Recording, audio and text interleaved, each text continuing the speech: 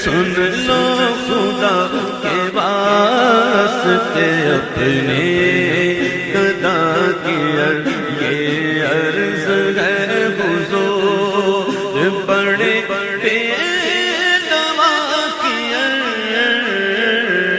سن لو خدا کے واسطے اپنے بسم اللہ الرحمن الرحیم الحمد للہ رب العالمین الرحمن الرحیم مالک یوم الدین ایاک نعبد و ایاک نستعین اهدنا الصراط المستقيم صراط الذين أنعمت عليهم غير المغضوب عليهم ولا الضالين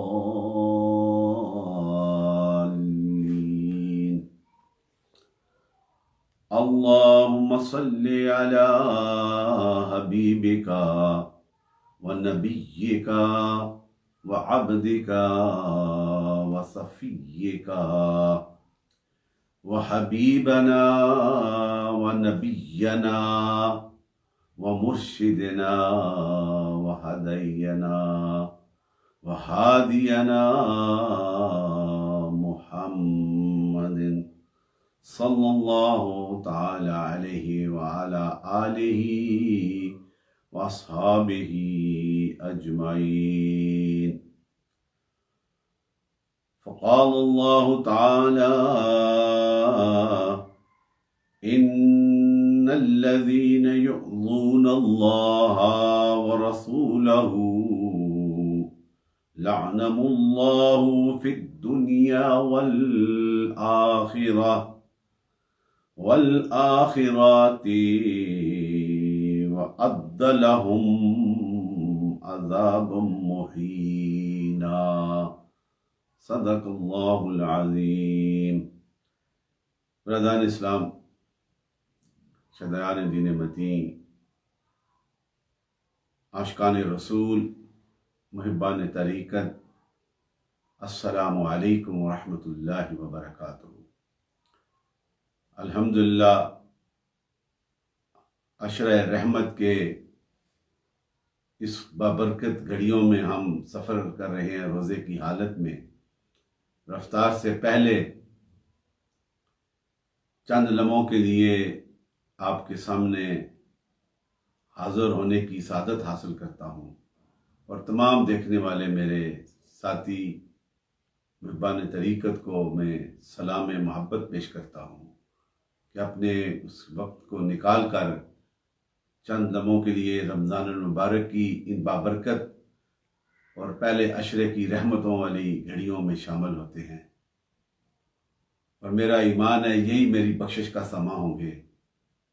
اس مائے مقدس اور مائے صبر و محبت اور مائے عشق و مستی میں ہم عہد وفا کرتے ہیں کہ مولا کریم جو اتنی رحمتوں مغفرتوں والا جہنم کی آزادی کا مہینہ تو نے عطا کیا، اور جس میں 1000 مہینوں سے اب سے بہتر لیلۃ القدر کی یہ شان تو نے ہمیں عطا کی، اس نبی رحمت نور مجسم کی وسیلہ پاک کے صدقے سے ہم تیری بارگاہ میں یہ عاجزانہ التجا کرتے ہیں، ہماری کوتاہیوں کو معاف کر کے اپنی رحمتوں سے ہمارے سینوں کو ہمیشہ منور فرما دے۔ اور جس طرح میرے رب نے قرآن عظیم میں یہ شان بتا دی اپنی جلال اور اپنی رحمانیت اور اپنی الوہیت اور اپنی وحدانیت، اپنی ستاری کا اظہار کیا، وہاں پہ اپنے محبوب کی رسالت اور اس کی محبت کا بھی اظہار کیا، اور یہ اعلان کر دیا بہت سی جگہوں پہ قرآن عظیم میں یہ اعلان ہے۔ اور آج کی اس گفتگو میں نے یہ آیہ کریمہ جو سورہ الاحزاب میں میرا رب فرماتا ہے، جس کا ترجمہ جو میں نے آیہ کریمہ تلاوت کی، بے شک جو ایذا دیتے ہیں، جو تکلیف دیتے ہیں، اللہ اور اس کے رسول کو Allah mentioned in this glorious Quran, the last divine book, for the guidance, for the success of the humanity and for the success of the seekers of the Islam. پھر ہمارا یہ ایمان ہے، ہم اس ایمان پہ کامل ہو جائیں اور پھر وہ عہد وفا کریں کہ آخری سانس تک اللہ اور اللہ کے رسول کے وفادار بن جائیں. تو فرمایا جو اعزاز دیتے ہیں بے شک اللہ اور اس کے رسول کو ان پر اللہ کی لعنت ہے دنیا میں اور آخرت میں، اور اللہ ان کے لیے ذلت کا عذاب تیار کر رکھا ہے. اللہ نے ان کے لیے عذاب تیار کر رکھا ہے. Surely those who speak evil things about Allah the Creator and his last messenger Sayyidina Muhammad sallallahu alaihi wasallam, Allah's curse is upon them this world and in the hereafter, and Allah has kept prepared for them a degrading punishment, a torment. تو یہ اعلان ہے اللہ سبحانہ و تعالیٰ کا اس قرآن عظیم میں. تو ہم ایز اے مسلمان ہم اللہ کے خوف اور نبی رحمت کی محبت میں اتنے کامل ہو جائیں کہ پھر اس کا ریوارڈ بھی رب دیتا ہے. جو کامل ہو جاتے ہیں، جو اللہ کے اس پیغام کو اپنی منظر بنا لیتے ہیں اور نبی رحمت کے وفادار بن جاتے ہیں، they are the successful، اور اللہ ریوارڈ دیتا ہے and they will remain in paradise forever، پھر وہ جنت میں ہمیشہ کے لیے رہیں گے. لیکن اس مختصر سے وقت میں شیطان جہاں حملے کرتا ہے، جہاں مادیت پرست اپرچونسٹ اپنی ذات کی خاطر، اپنی حکومتوں کی خاطر، اپنی طاقتوں کی خاطر وہ حملے اور ہیلے اور وسیلے اختیار کرتا ہے، وہاں پہ مومن میرے نبی کا وفادار ان تمام ہیلوں کو، ان کی تمام سازشوں اور فتنوں کو چھوڑ کر اپنی زبان کے ساتھ، اپنے دل کے ساتھ حضور کا غلام بن جاتا ہے. میرا رب اس پہ بے پناہ کرم کرتا ہے. یہی وہ برکات ہیں، یہی وہی رحمتیں ہیں جو عطا کی جاتی ہیں. اور اس عشرہ میں اب یہ گزرنے والے چند روزے رہ گئے اور پھر دوسرا عشرہ شروع ہو جائے گا.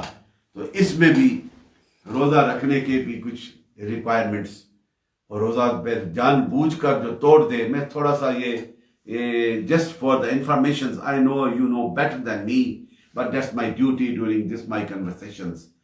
I just give a few words regarding to the mercy of this month of fasting.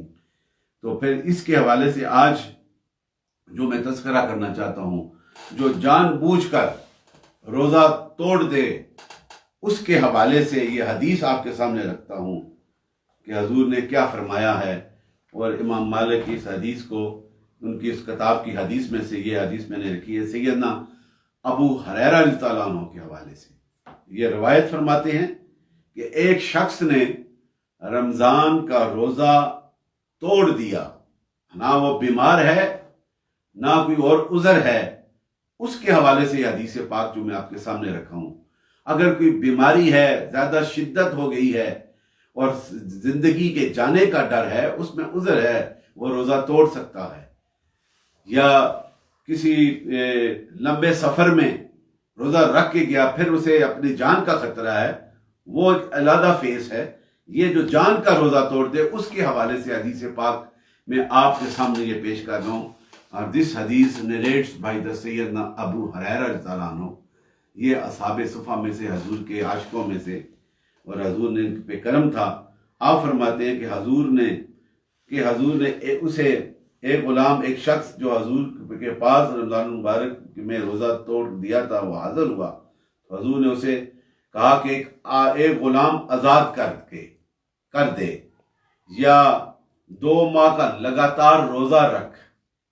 ایک غلام آزاد کر، 2 ماہ کے لگاتار روزے رکھ، یا 60 مسکینوں کو کھانا کھلا کر کفارہ دینے کا حکم دیا. یہ 3 آپشنز آپ نے رکھے. تو اس نے عرض کی، یا رسول اللہ صلی اللہ علیہ وسلم، ان تینوں کاموں میں سے ایک کام کرنے کی بھی مجھ پہ استطاعت نہیں ہے، کہ میں اس قابل نہیں ہوں۔ پھر حضور کی بارگاہ میں کھجوروں کا ایک ٹوکرا پیش کیا گیا، کھجوروں کا، تو آپ نے اس شخص سے فرمایا لے لو اور انہیں صدقہ دے دو۔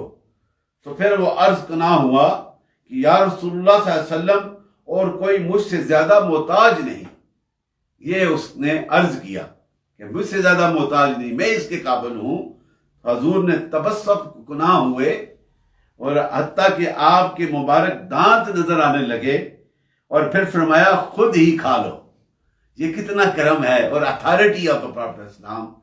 یہ ایک حدیث، اور اس میں جو جان بوجھ کر روزہ توڑے اس کا کفارے کا یہ حکم ہے، وہ حضور کی اپنی شان ہے، انہوں نے اسے عطا کر دی، بخشش کر دی۔ لیکن جو شریعت کے حساب کے مطابق جان بوجھ کے روزہ توڑے، اس کے لیے 2 ماہ کے لگاتار روزے، یا ایک غلام کو آزاد کرنا، یا 60 مساکین کو کھانا کھلانا، اس کا کفارہ ادا ہوتا ہے۔ تو اللہ تعالی ہمیں اس رمضان المبارک میں جو صحت میرے رب نے ہمیں عطا کی ہے، اس کی رضا کی خاطر صبح سے لے کے اور غروب آفتاب تک اس روزے کی حالت میں رہ کر اس کی بارگاہ میں روزہ کھلنے سے پہلے جو دعا کریں گے، میرا رب ہم پہ کتنا کرم فرمائے گا۔ ہمیں یہ روزے رکھنے کی توفیق عطا فرما اور اس پہ کامل رہنے کی ہمیں توفیق عطا فرما۔ جس طرح کہ کل کے پروگرام میں نے کچھ عرض کیا تھا کہ جو 10 مبشرہ صحابی 10 صحابہ ہیں، ان کا مختصر حوالہ، ان کی زندگیوں کا، ان کی اس وفاؤں کا، جس کے صلے میں میرے رب کے رسول نے اس دنیا میں انہیں جنت کی خوشخبری سنائی، وہ قطعی جنتی ہیں۔ انہی میں سے حضرت سعید بن زید، یہ بھی ایک صحابی رسول جو میرے حضور کے غلام، one of the greatest companions of the prophet اسلام، جن کو حضور نے ان کی زندگی میں 10 مبشرہ میں شامل ہیں، اور آپ غازیان اسلام میں شامل ہیں۔ حضور کے امراء آپ نے آغاز ہی میں، پہلے ہی زندگی میں آپ نے اسلام قبول کیا، اور آپ کی بیوی حضرت فاطمہ جن کو کہتے ہیں، ان کی حضرت عمر فاروق کی یہ بہن تھی، انہی کی وجہ سے انہوں نے یہ سبب بنی جو وہ اسلام لائے۔ آپ انتہائی متقی اور پرہیزگار اور دربار رسالت میں ایک اعلیٰ مقام رکھنے والے اور محبت کرنے والے صحابیوں میں سے 10 مبشرہ میں سے شامل تھے۔ اور آپ ایک دور میں، مروان کا جب دور تھا، وہ مدینے کا حاکم تھا، تو کسی مائی نے، ایک بندی نے، عورت نے اس کے دربار میں جا کر یہ شکایت کی کہ سعید بن زید نے میری زمین کا کچھ حصہ قبضہ کر لیا ہے۔ تو آپ کو جب مروان نے بلایا تو حضرت سعید نے یہ فرمایا، تم میری نسبت یہ خیال کر سکتے ہو کہ میں نے ایسا عمل کیا ہے، حالانکہ میں نبی رحمت سے سنا ہے، یہ حدیث سنا رہے ہیں وہ، کہ وہ حضور کے دربار میں رہنے والے، نبی کریم کی قربت میں رہنے والے 10 مبشرہ کے صحابہ میں سے شامل ہونے والے، جب انہیں مروان کے دربار میں بلایا گیا اور اس بات پہ بات کی گئی تو آپ نے کہا تم اس چیز پہ سوچ سکتے ہو؟ میں نے حضور کی نور والی زبان سے سنا ہے کہ جو ایک بالشت بھی زمین کسی کے ظلم کے ساتھ کسی کی زمین وہ اتنا ٹکڑا سا حاصل کرے گا، قیامت کے دن 7 زمینوں کے توپ اس کی گردن میں ڈال دیے جائیں گے۔ اب اس حدیث کو ذرا غور سے سن کے ذہن میں ڈالیں کہ وہ 10 مبشرہ کے صحابی مروان کے دربار میں یہ بتا رہے ہیں کہ تم میرے متعلق یہ سوچ سکتے ہو، میں نے تو حضور کی زبان سے یہ سنا ہے، یہ حدیث، ایک بالشت یعنی ٹکڑا چھوٹا سا زمین ظلم کے ساتھ قبضہ کرے گا، 7 زمین کے توق اس کے گلے میں ڈال دیے جائیں گے۔ اس کے بعد بارگاہ الہی میں عرض کیا، پھر آپ نے اپنی اس شہادت اور اپنی پیورٹی کے حوالے سے، اپنی ہونیسٹی کے حوالے سے آپ نے کہا کہ میں اللہ کی بارگاہ میں یہ التجا کرتا ہوں کہ اس عورت کی آنکھوں کا نور میرا رب لے لے جس نے یہ جھوٹ مجھ پہ بہتان کیا ہے، اور اسے موت دے اس کنویں میں جو اس کے گھر میں ہے. اور ایسا ہی ہوا, اس مائی کی آنکھیں بھی چلی گئیں, اور جب اس کی موت آئی تو وہ کنویں میں اسی گھر میں گری اور اسی کنویں میں اس کی قبر بنائی گئی.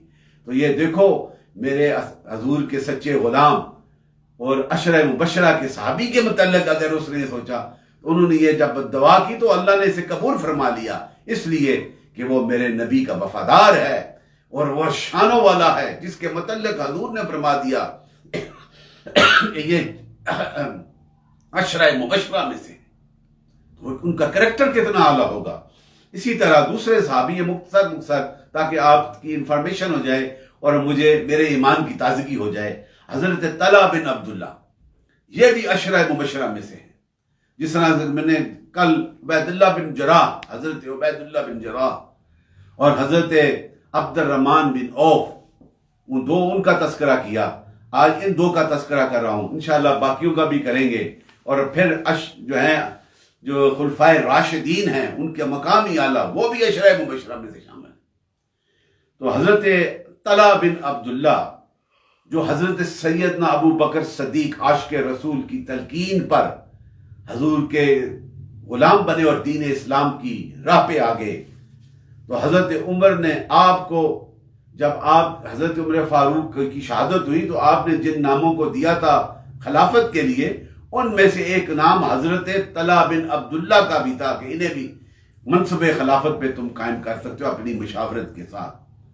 آپ نے غزوہ احد اور بدر میں اور جملہ غزوات میں حضور کے ساتھ شامل رہے, اور ہر لڑائی میں میرے نبی رحمت کے پہرے دار بن کر رہے. اور جس جگہ پہ, اور ایک غزوہ احد میں اتنا پہرے داری کی کہ جو تیر حضور کی طرف آتا اپنے ہاتھوں سے اسے روک لیتے, اپنے جسم پہ اسے مار لے لیتے. یہ جانثاری کی بے اعلیٰ مثال ہے, تاکہ میرے محبوب آقا مدنی تاجدار کی طرف جو تیر جاتا ہے وہ میرے سوئنے پہ آ کے لگے. یہ وہ عقیدت تھی انہوں نے. اور پھر جو تیر آتا کافر کا حضور پر پھینکتے, آپ اپنے ہاتھوں سے اسے پکڑ لیتے. اس جانثاری عقیدت کا یہ صلہ ملا پھر کہ حضور نے فرمایا کہ طلحہ کے لیے جنت واجب ہو گئی.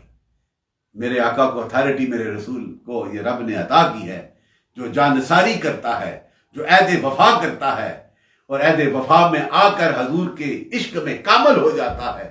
میرا نبی ان پہ کتنا کرم فرماتا ہے. اور آج بھی اس ایمان کے ساتھ اس مادیت کے دور میں جو نبی رحمت کا وفادار ہوگا, جو حضور کی ختم نبوت کا پہرے دار ہوگا, 1400 years have been passed, still at that time who declared himself as the seekers of the Islam and the servant of the Islam and the real lovers of the Prophet of Islam, تو اس کو بھی وہ reward دیا جائے گا.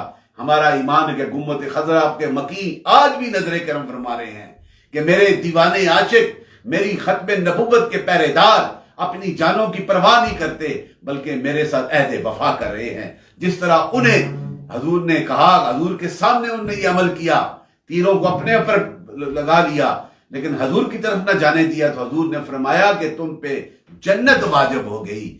کیا آج کے مسلمان جو عاشقان رسول ہیں, جو ختم نبوت کے لیے حضور کے ساتھ محبت اور وفاداری کرتے ہیں, جو گستاخوں کے ساتھ مقابلہ کرتے ہیں, ان کے لیے پھر یہ انعام نہیں, ان کے لیے بھی انعام ہے. میرا یہ ایمان کہتا ہے. ہمارے ایمان بھی اتنے کامل نہیں. گئے گزرے زمانے میں ہم مادیت کی طرف پڑے ہوئے ہیں, پھر بھی جب کوئی گستاخ اٹھتا ہے نبی کی بارگاہ میں تو پھر ہمارے ایمان تازہ ہو جاتے ہیں. تو یہ حضور نے فرمایا کہ جنت اس کے لیے واجب کر دی گئی. آپ نے حضور کی اس حفاظت کی میں کتنے, یہ لکھا ہوا ہے کہ 75 زخم 75 زخم جسم پہ تلوار کے, نیزوں کے اور تیروں کے زخم کھائے, لیکن اپنے محبوب کی طرف نہ آنے دیا. اور یہی وہ شان انہیں عطا کی گئی ہے. اور اسی حوالے سے جناب علی نے فرمایا ہے, سیدنا حضرت علی شیر خدا نے, کہ حضرت طلحہ بن عبداللہ, حضرت عثمان, حضرت زبیر, یہ وہ ہیں جن کے حق میں قرآن عظیم میں the last divine book Allah mentions regarding to their status, ان کے حوالے سے اللہ تعالیٰ نے فرمایا کہ وہ جنت میں ایک دوسرے کے سامنے بائی بائی بن کر رہیں گے. حضور نے وہ ریوارڈ دیا, تیرے پہ جنت واجب ہو گئی, اور میرے رب نے محبوب کی ادا کو پسند کیا تو قرآن میں اعلان کر دیا کہ یہ جنت میں ایک دوسرے کے سامنے رہیں گے. اور یہ آپ کا وصال 60 سال کی عمر پا کر آپ شہید ہوئے. اسی طرح حضرت جن کا پہلے میں نے تذکرہ کیا, حضرت سعید بن زید, آپ کا جو ہے وصال جو ہے تقریباً یہ لکھا گیا ہے 55 ہجری میں بمقام عقیق پہ آپ کا وصال ہوا, اور وہیں پہ آپ کی قبر مبارک ہے. اور حضرت سعد بن ابی وقاص نے غسل دیا, اور حضرت ابن عمر نے نماز جنازہ پڑھائی, اور آپ کے جسم سے خوشبو آ رہی تھی, اور آپ یہ عشرہ مبشرہ میں شامل ہونے کی یہ برکات کا یہ فیض ہے کہ ان صحابیوں نے, ان حضور کے غلاموں نے حضور کے ساتھ کتنی وفاداریاں کی کہ اپنی ہر چیز کو حضور پہ قربان کر دیا, اور یہ شان انہیں عطا کی گئی. اسی طرح ایک حدیث in the end, I just want to quote one hadith for my youngsters who are watching my conversations. This hadith, a mercy and blessing for all creations. The title of this hadith, and this hadith from Muslim, and narrates by Sayyidina Abu Hurairah radhiyallahu anhu, one of the companions of Ashab Sufa, and the companions of the members of the Ashab Sufa, and companions of the Prophet Muhammad sallallahu alaihi wasallam, relates that hadith. The Prophet sallallahu alaihi wasallam once asked to curse the disbelievers.